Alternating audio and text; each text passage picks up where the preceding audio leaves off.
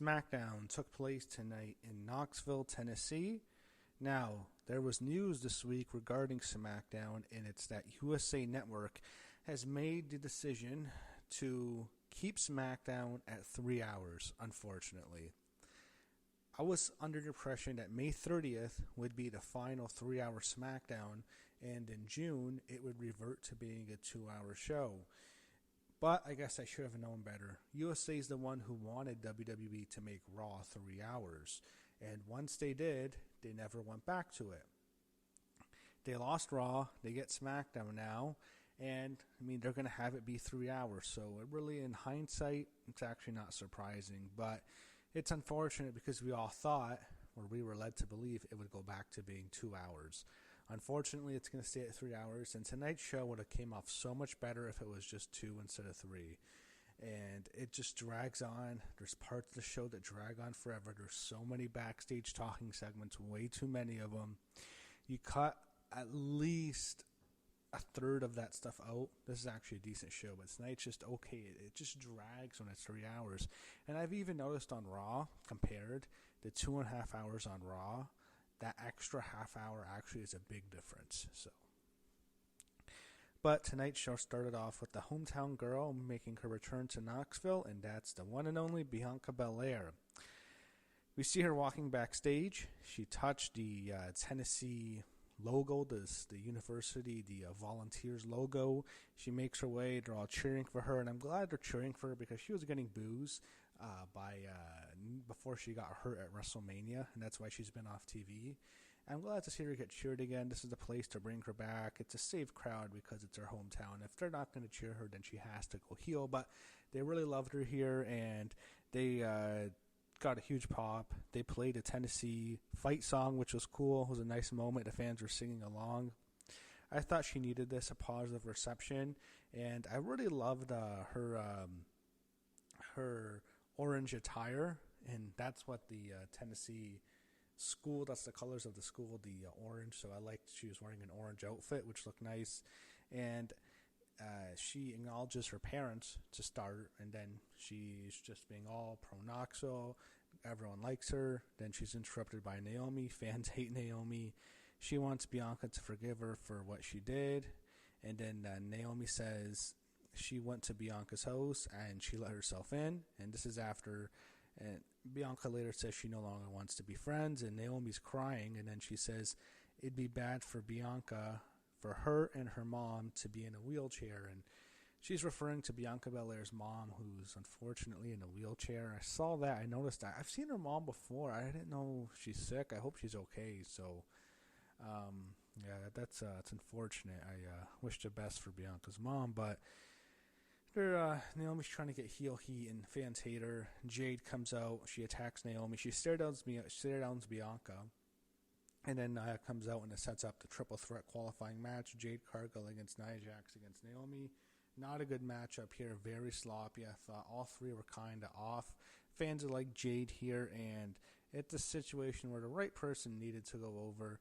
How it ends is Nia Jax has Jade and Naomi set up near the turnbuckle for the Annihilator, but instead she only hits Jade after Naomi rolls off. Then Naomi gets a crucifix pin roll up onto Nia, and she pins her, so Naomi qualifies. He had backstage Solo Sikoa arriving with Jacob Fatu and JC Mateo. R-Truth goes up to them and talks to them, and it sets up a match tonight with JC. Chelsea Green, who is now wearing a protective face mask, complains Nick Aldis backstage about Zelina Vega breaking her nose at Saturday night's main event. Sets up a match with Zelina and Alba Fire. Backstage, Byron Saxton interviews the WWE Women's Champion, Tiffany Stratton, and she's asked about Money in the Bank. Then we have Naomi confronting Tiffany Stratton. She looks at her, sizes her up, and says she's going to cash in on her. And then we see Alexa Bliss. She shows up, pops up on the screen. Everywhere this woman goes, she just gets a big pop. Fans love Alexa Bliss. She just gets a huge pop from the Knoxville crowd. I'm sure they would have loved to seen her in front of the crowd. And then she tells Tiffany not to worry about Naomi, but to worry about her because she's cashed in the past. And I like that part. And I have to just say this. Can you imagine how good both Alexa Bliss and Tiffany Stratton look? They look tonight. Both of them looking very good. And Alexa, yeah, I'll just say this. She's the epitome of cute. You have R-Truth out, and he's rapping his song. He hasn't done that in a while, it seems like. He faces JC Mateo. JC crushes him quickly. He was dressed as John Cena, but JC just beat him. After the match, they continued to beat him up, and then Jimmy Uso makes the save holding a chair. JC attacked Jimmy from behind. Solo tells him to stop because he wants to recruit Jimmy back into his group, which is not called the Bloodline. They don't say Bloodline, it's just his crew. Street Profits head to the ring. They talk about the tag team division. Fraxium interrupts them. Then the Motor City Machine Guns come out, and DIY is out next. And they should just let Candice talk, but she's doing very good talking. And one of the Machine Guns tells her to shut up, and I just laughed. I thought for sure it had to be Shelley because he's the asshole, but it was actually Sabin who tells her to shut up, and that was one of my favorite moments of the night. He goes, "Shut up, Candice." I just started laughing. Candice is good. Gargano and Ciampa aren't that good on the mic. Just let Candice talk. She's actually better. And Ciampa, then he does the moment of silence for the tag team division, which is ruined now. Then you have the lights go out, and during the moment of silence, the lights go out, and it's the Wyatt Six. They appear to destroy all four of the tag teams, leave everyone laying. They do their pose in the center of the ring. Fans love the Wyatt Six. Los Garza's out next. And they're out, and then Rey Fenix comes out next, and he's teaming with Javon Evans. And this is Javon's first appearance on the main roster. This is all done to promote the Worlds Collide show, which is in 8 days. It's in Los Angeles at the Forum, and then Money in the Bank will takes place at the Intuit Dome. So you have, as I said, Los Garza against Rey Fenix and Javon Evans. Ethan Page is on commentary, and he interfered multiple times in the match. He attacked Phoenix and slammed him across the announce booth, and then Javon Evans is on the top rope. Ethan Page shoves him off. Then Los Garza hits their finisher and pins Javon Evans. So that's all done to set up the Fatal 4-Way at Worlds Collide, which will also feature a AAA talent, I believe. We get a cryptic Wyatt 6 video promo. Then you have Zelina Vega out next, and she's facing Alba Fire while wearing a suit. And you have a match that I just wasn't into. One thing I noticed was when I see Chelsea's mask, you can see the swelling under her face, and it looks nasty. I'm sure Zelina Vega feels really bad about what she did to Chelsea at Saturday night's main event, but I watch it again. It's so bad. She just botches the 619. I think she just failed to get both her feet above the middle rope. So she kicks Chelsea. It's so reckless, and then just breaks her nose. And when you see that swelling under her nut, the mask, it's really disturbing to look at. I felt for Chelsea seeing that. It looked awful seeing that. And then Chelsea's trying to use her mask on Zelina, but she hits Piper Niven in the head by accident. Then Zelina finishes off Alba Fire by pinning her with the code red. Definitely seeing that swelling was gnarly. I'm not going to lie. You had Mello Don't Miz backstage. Don't care about this. Miz was just typing up for a qualifier. I guess the Andre necklace is gone. Mello was holding it, but I mean, it's all that references is gone. I guess they don't smash a trophy anymore. They don't have to do that. Damian Priest heads to the ring, and then we get a Julia video promo, which I liked a lot. She talks about her journey to WWE and then building upon her legacy. It was a quick, introductory type of video promo for people who don't know her or who know her but haven't really seen her in NXT, don't watch NXT. So I liked it for that. Backstage, Zelina Vega's walking and she's drinking a water bottle, and she decides to pour the water bottle down over her top. And then Julia walks up to her, and then she says she sees her and her title. So I'm thinking, all right, is this an Evolution match? Zelina against Julia for the Women's U.S. title at Evolution. I guess they can do that because clearly they teased it, and Julia would be a perfect choice to win that Women's U.S. belt. You had Damian Priest out next. He cuts a promo on Drew McIntyre, and he says he respects him, and that obviously means the feud's over. So after all that stuff, Priest won the feud. I thought for sure he'd win at Saturday's main event, but I thought eventually they'd have a blow-off match. I guess that cage match was the end, and he's won the feud with Drew McIntyre. So Drew beat him at WrestleMania, but Priest beat Drew at last year's WrestleMania when he cashed in Money in the Bank. Beat him in his home country of Scotland. Beat him when Drew tried to cash in Money in the Bank on him at last year's Money in the Bank show. And then he eliminated him from the Rumble, eliminated him from the Chamber, lost him at WrestleMania, as I said, but then wins the blow-off match in a cage match. So, he's owned Drew McIntyre for the last year, and he wins the feud.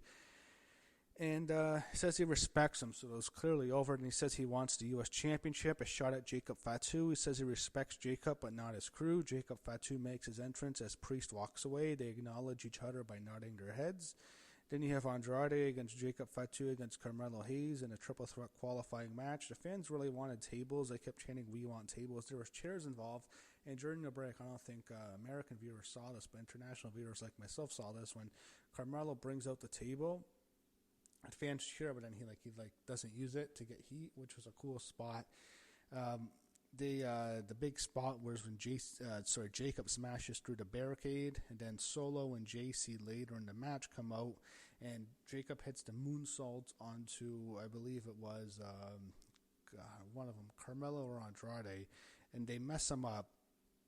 They tell him to do it again. He doesn't want to, and it's obvious because they're trying to keep Jacob out so he doesn't mess up Solo's Money in the Bank match. And then so Solo and JC and Jacob are all knocked out of the ring.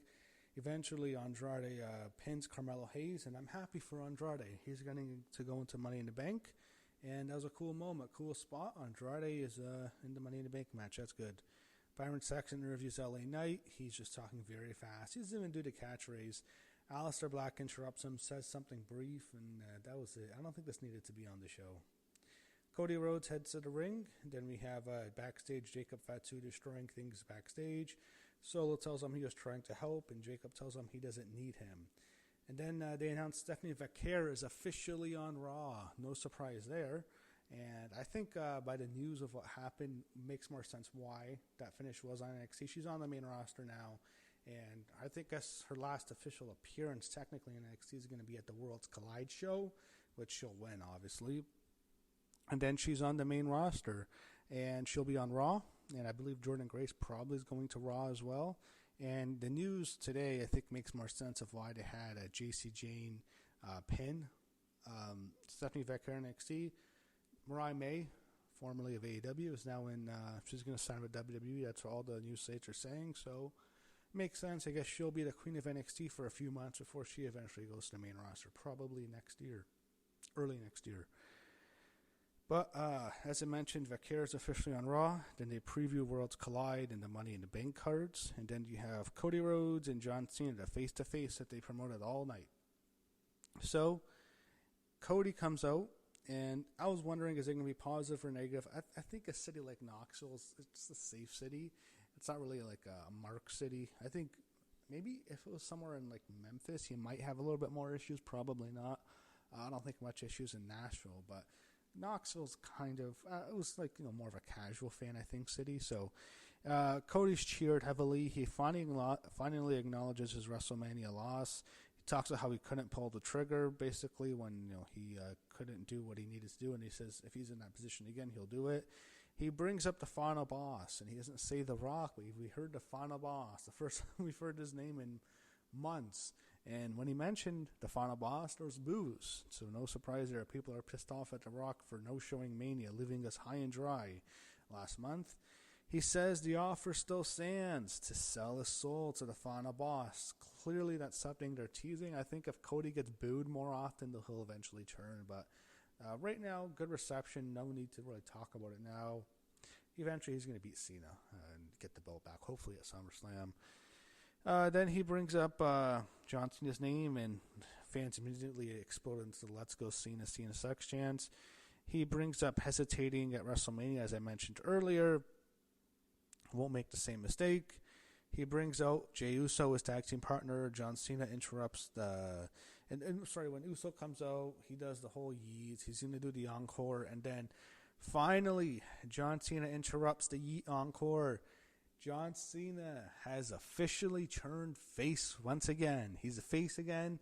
Stop the yeet. You're a baby face, John Cena. Thank you, Cena. You are the GOAT, the greatest of all time. If I don't ever have to hear the yeet, I don't have to see Jey Uso and those loser fans yeeting, I am a happy man. Thank you, John. And then Cena calls Cody and Jay wannabes. Then he introduces his tag team partner, Logan Paul. Logan cuts a promo. Fans tell him to shut the fuck up.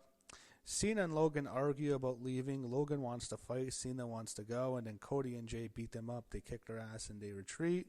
And that's how the show ended. And by the way, when Cody made his return at Saturday Night's Main Event, I was thinking, oh shit, I know where this is going. It's going to be Cody, Jay, and probably Bad Bunny against Logan Paul, John Cena, and Travis Scott. But we haven't heard any mention of Travis Scott. I don't think it's going to happen now. I think if it would have happened, it would have happened by now. He would have been introduced on the show. It's only a week to promote it. Thankfully, no Travis Scott. I don't know why this match is even taking place at Money in the Bank, but we're getting it anyway. So, thankfully, no Travis Scott, and that's how SmackDown ended tonight. You know, it's not a big show. I mean, a city like Knoxville, it's a smaller market. I wasn't expecting a major show tonight, but it just wasn't much happening, to be honest, tonight. It just was kind of there.